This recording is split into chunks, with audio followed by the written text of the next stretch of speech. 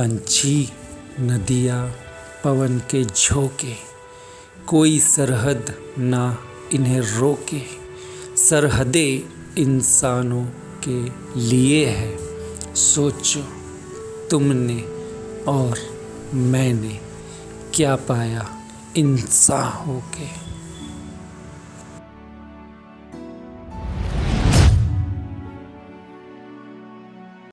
Hi guys, आपका बहुत बहुत स्वागत है आपके अपने मेरा मन ब्लॉग यूट्यूब चैनल में। और आज हम आपको कराएंगे माचना नदी के उद्गम स्थल के दर्शन, जो कि भारत की प्रमुख नदियों में से एक मानी जाती है और इसे बैतूल ज़िले की लाइफलाइन भी कहा जाता है।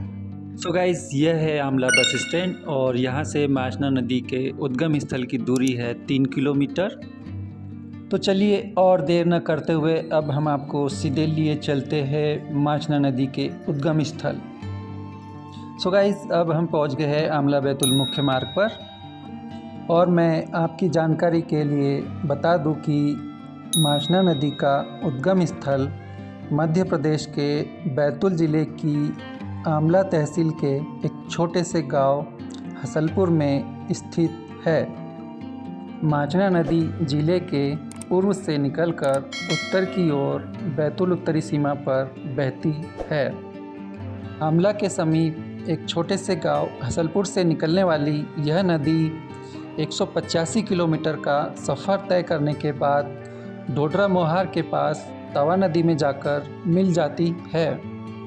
गाइस, मैं आप लोगों को बता दूं कि ब्लॉग की शुरुआत में देश के जाने माने मशहूर गीतकार जावेद अख्तर साहब की फिल्म रिफ्यूजी के गीत की चंद खूबसूरत पंक्तियों का जिक्र यहाँ मैंने इसलिए किया है क्योंकि आज का जो हमारा ब्लॉग है वो होने जा रहा है नदियों पर। और जैसा कि आप जानते ही हैं कि नदियों की कोई सरहदें या सीमा नहीं होती, जिससे हमें यह सीख मिलती है कि वह किस तरह बिना किसी भेदभाव के अपने मार्ग में आने वाले हर छोटे बड़े जीव जंतु, पेड़ पौधे, पशु पक्षी और मानव जाति का निस्वार्थ भाव से कल्याण कर आगे बढ़ जाती है। सो गाइस, बात करते करते अब हम पहुंच गए हैं ग्राम हसलपुर और यहाँ से लेंगे हम राइट टर्न।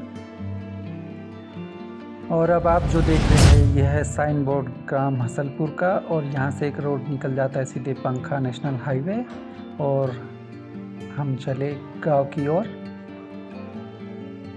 सो गाइस, अब हम ग्राम हसलपुर में इंटर हो चुके हैं और आप जो ये सड़क देख रहे हैं यह बैतूल जाने के लिए शॉर्टकट रोड है। इस रोड से बैतूल मात्र 25 किलोमीटर्स पड़ता है। और आप देख सकते हैं कि हमें अब माचना नदी के उद्गम स्थल का साइन बोर्ड भी नज़र आ चुका है, जो कि यहाँ से महज 200 मीटर की दूरी पर स्थित है। आप देख सकते हैं कि सामने हमें एक सफ़ेद कलर का कुंड नज़र आ रहा है, वही माचना नदी का उद्गम स्थल है। चलिए अब हम आपको सीधे कुंड के करीब लिए चलते हैं। सो गाइस, मुख्य सड़क से कुंड तक पहुंचने के लिए कोई पक्की सड़क नहीं है। यहाँ मैदान से होते हुए ही हमें कुंड तक पहुंचना पड़ेगा। और आप देख सकते हैं कि सामने हमें जो दिखाई दे रहा है यही वह कुंड है जहाँ से माचना नदी का उद्गम हुआ है। चलिए अब हम आपको दिखाते हैं कुंड के अंदर का दृश्य, जहाँ से बहने वाली जलधारा आगे चलकर एक विराट रूप ले लेती है और यह नदी 185 किलोमीटर का सफ़र तय करने के बाद तवा नदी में जाकर मिल जाती है। तो गाइज़, ये है ग्राम हसलपुर और आप चारों तरफ से देख सकते हैं कि पूरा खुला मैदान है और सामने जो जलधारा दिख रही है यही माचना नदी का उद्गम स्थल है। आप देख सकते हैं कि कितना पानी भरा हुआ है। और गाइज़, मैं आपको बता दूं कि यह जो वीडियो हम शूट कर रहे हैं ये मई का है, जब प्रचंड गर्मी पड़ती है। उस समय भी आप देख सकते हैं कि ज़मीन के लेवल तक कुंड में पानी है। और यहाँ पर जो ये मुंडेर बनाई गई है वह इसलिए बनाई गई है कि ज़मीन के लेवल तक पानी रहने से कोई भी जानवर या इंसान के साथ कोई दुर्घटना न घट जाए। और आप देख सकते हैं कि ये ऊंचाई से लिया गया दृश्य, जहाँ से इस कुंड से बहने वाली जलधारा आगे चलकर कितना विराट रूप ले लेती है। अब आप ये जो देख रहे हैं, ये कुंड से रिसकर जो पानी बहता है और ये आगे बढ़ते बढ़ते एक विशाल रूप ले लेता है। आप देख सकते हैं कि चारों ओर पानी पानी नज़र आ रहा है और आप समझ सकते हैं कि मई के महीने में कितनी भीषण गर्मी होती है, उसके बावजूद इतने पानी का होना बड़ी ही अचरज की बात लगती है। सो गाइज़, आप देख सकते हैं कि एक छोटे से कुंड से निकलने वाली जलधारा आगे चलकर कितना विराट रूप ले लेती है। और आप देखिए कि यह पूरा एक तालाब की तरह हमें नज़र आ रहा है और यही माचना नदी का उद्गम स्थल है। और आप देख सकते हैं कि इस खूबसूरत दृश्यों के बीच यहाँ होने वाले पक्षियों का कौतूहल इसकी सुंदरता को और भी ज़्यादा बढ़ा देता है। और गाइज़, मैं आपको बता दूं कि इतनी भीषण गर्मी होने के बावजूद भी यहाँ पर चलने वाली ठंडी ठंडी और तेज़ हवाएं आपका मन मोह लेंगी। आप देख सकते हैं कि तेज़ हवाओं के कारण पानी से उठने वाली लहरें भी इस जगह की खूबसूरती में चार चांद लगाने का काम कर रही है। और गाइस, आप जो ये पहाड़ी पर मंदिर देख रहे हैं, यह रामटेक बाबा मंदिर है। यह आमला का बेस्ट टूरिस्ट प्लेस भी आप इसे कह सकते हैं। इसके ऊपर मैंने एक अलग से वीडियो बनाई हुई है। अगर आप यह देखना चाहें तो आपको डिस्क्रिप्शन में मैं इसका लिंक दे दूंगा, जिस पर क्लिक करके आप इसकी खूबसूरती के नज़ारे ले सकते हैं। तो चलिए दोस्तों, अब और ज़्यादा टाइम वेस्ट न करते हुए मैं फटाफट आपको यहाँ की खूबसूरती से रूबरू करा देता हूँ। और आप देख सकते हैं कि कितना खूबसूरत नज़ारा आपके सामने पेश है।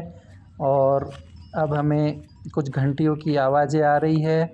आप देख सकते हैं कि इधर पहाड़ी की ओर से कुछ बकरियां तेज़ी से दौड़कर अपनी प्यास बुझाने के लिए नदी की ओर आ रही है। और बकरियों के यहाँ पहुँचते ही पक्षियों ने आसमान में उड़ान भर ली। वेल गाइस, आप तो जानते ही होंगे कि भारत में छोटी बड़ी लगभग 200 मुख्य नदियाँ हैं। इसमें पानी प्रवाह के अनुसार गंगा नदी देश की सबसे बड़ी नदी है, जबकि लंबाई के अनुसार सिंधु नदी सबसे बड़ी नदी है। राजस्थान में मात्र 90 किलोमीटर बहने वाली अरवरी नदी को भारत की सबसे छोटी नदी माना जाता है। भारत की सबसे लंबी नदी सिंधु नदी की लंबाई 2900 किलोमीटर है, जबकि गंगा नदी की लंबाई 2525 किलोमीटर है। तो गाइज, आप देख सकते हैं कि प्रकृति के करीब जाने पर हमें कितने खूबसूरत दृश्य देखने को मिलते हैं। अभी अभी जिस पक्षी ने उड़ान भरी, कितना शानदार नज़ारा हमें देखने को मिला। वेल गाइज, आप तो जानते ही होंगे कि प्राचीन काल से ही भारत में नदियों का देश के आर्थिक एवं सांस्कृतिक विकास में महत्वपूर्ण योगदान रहा है। भारत में बहुत सी नदियाँ हैं। इन सभी नदियों का अपना ऐतिहासिक महत्व है। बहुत सी नदियों से धार्मिक गाथाएं जुड़ी हुई है, जो कि धार्मिक व सामाजिक रूप से अत्यंत महत्वपूर्ण है। आज भी देश की सर्वाधिक जनसंख्या एवं कृषि का जमाव नदी घाटी क्षेत्रों में पाया जाता है। प्राचीन काल में व्यापारिक एवं यातायात की सुविधा के कारण देश के अधिकांश नगर नदियों के किनारे ही विकसित हुए थे, तथा आज भी देश के लगभग सभी धार्मिक स्थल किसी न किसी नदी से संबद्ध है। सो गाइस, मेरा आप सभी से विनम्र निवेदन है कि जल और नदियों के महत्व को समझते हुए इन्हें साफ सुथरा बनाए रखें और अपनी प्राकृतिक विरासत को सहेज कर रखने में अपना महत्वपूर्ण योगदान जरूर दें। सो गाइस, चलिए अब इस ब्लॉग को हम यहीं ख़त्म करते हैं। और यदि आपको हमारी वीडियो अच्छी लगी हो तो प्लीज़ लाइक और शेयर करना ना भूलें। और यदि आपके कोई सुझाव हो तो हमें कमेंट बॉक्स में ज़रूर बताएं। और यदि आप चैनल पर नए हैं तो प्लीज़ सब्सक्राइब करना ना भूलें, ताकि आपको अपने क्षेत्र की नई नई धमाकेदार वीडियो सबसे पहले मिलती रहे। तब तक के लिए बाय बाय, टेक केयर।